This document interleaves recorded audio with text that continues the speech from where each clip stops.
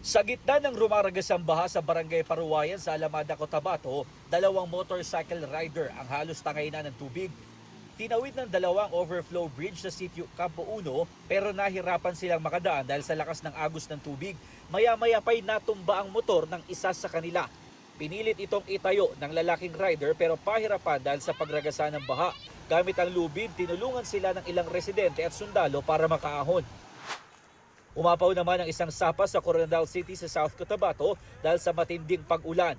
Dahil dyan, bumaha sa ilang barangay sa lungsod. Pinasok pa ng tubig ang ilang bahay. Sa bayan ng Tantangan, isinara ang ilang bahagi ng kalsada dahil sa baha. May ilang lane na pinapayagang madaanan ng mga motorista pero mabagal ang daloy ng trapiko dahil sa tubig.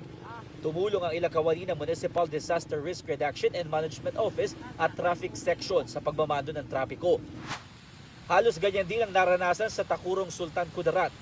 Lampas gutter ang baha kaya mabagal ang takbo ng mga sasakyan.